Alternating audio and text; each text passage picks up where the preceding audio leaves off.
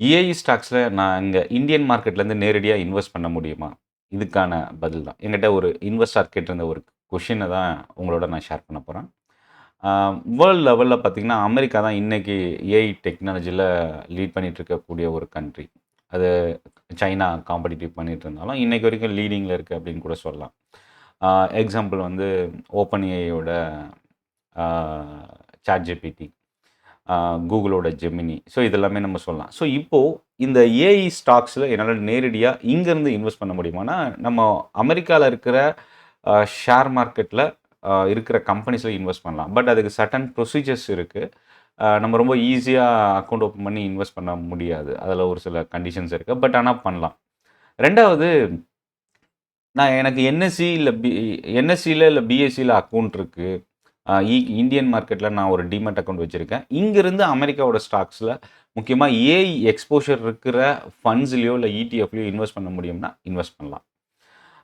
அதுக்கான ஒரு சில இடிஎஃப்ஸ் தான், ஃபண்ட்ஸை தான் நான் இப்போ இந்த வீடியோவில் நான் உங்களோட ஷேர் பண்ண போகிறேன். இது ஒரு லேர்னிங் அண்ட் எஜுகேஷனல் பர்பஸ்க்கான ஒரு வீடியோ. அதனால் எந்த ஒரு ஸ்டாக்கோ இல்லை அசட்டோ நான் இந்த வீடியோவில் ரெக்கமெண்ட் பண்ணல. ஃபஸ்ட்டு இடிஎஃப் என்ன அப்படின்னா, 2 இடிஎஃப் இருக்குது. 2மே மிரேவோட இடிஎஃப். NYSE, அதாவது நியூயார்க் ஸ்டாக் எக்ஸ்சேஞ்ச், இது ஒரு எக்ஸ்சேஞ்ச். ஃபேங் ப்ளஸ் அப்படின்ற ஒரு இண்டெக்ஸை ட்ராக் பண்ணக்கூடிய ஒரு இடிஎஃப் தான் இந்த Mirae NYSE FAANG plus ETF. இந்த இந்த இடிஎஃபோட நேம் நீங்கள் போயிட்டு என்எஸ்சியில் சர்ச் பண்ணிங்கன்னா மஃபாங் அப்படின்ற நேம் தான் ஸ்கிரிப்ட் கோட், MAFANG.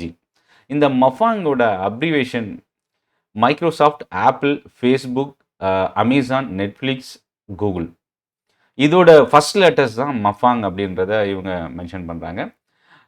இது ஒரு பாசிவ் ஃபண்ட்.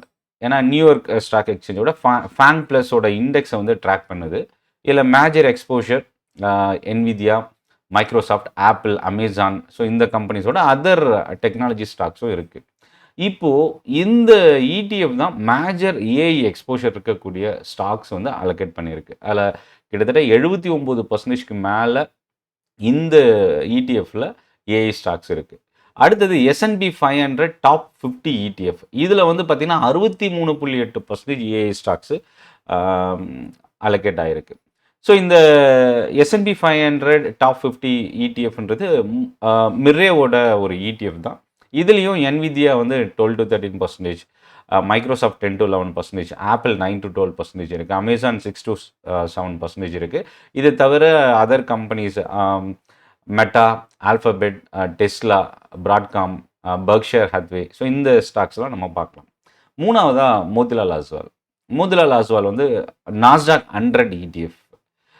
இந்த ஃபண்டு வந்து 53%க்கு மேலே ஏஐ ஸ்டாக்ஸை அலோகேட் ஆகிருக்கு. இதுலேயும் என்விடியா லீட் பண்ணியிருக்கு 10.2% கிட்ட, ஆப்பிள் அரௌண்ட் 8%, மைக்ரோசாஃப்ட் 8%, பிராட்காம் 5-6% இருக்குது, அமேசான் 5-6% கிட்ட இருக்குது. இதை தவிர ஆல்ஃபபெட், டெஸ்லா, மெட்டா, ஸோ இது தாண்டி 100 கம்பெனிஸ் நாஸ்டாக் 100ல் இருக்கக்கூடிய ஸ்டாக்ஸ். இதுவும் வந்து ஒரு பாசிவ் ஃபண்ட், இண்டெக்ஸ் இடிஎஃப் அப்படின்னு சொல்லலாம். இதை தாண்டி இன்னும் 4 கம்பெனிஸ் இருக்குது. ஒன்று ICICI prudential Nasdaq 100 index ETF, Parag Parikh flexi cap, SBI focused fund. So இந்த மியூச்சுவல் ஃபண்ட்ஸ் மூலிமாவும் இடிஎஃப் மூலிமாவும் நம்ம ஏஐ எக்ஸ்போஷர் இருக்கக்கூடிய ஸ்டாக்ஸில் நம்ம ஃபோக்கஸ் பண்ணலாம். இல்லை ரொம்ப குறைவான எக்ஸ்போஷர் வந்து SBI ஃபோக்கஸ்டு ஃபண்டில் நியர்லி 8% எக்ஸ்போஷர் ஏஐ ஸ்டாக்ஸில் இருக்குது. பராக் பரிக்கில் 11.5% எக்ஸ்போஷர் ஏஐ ஸ்டாக்ஸில் இருக்குது.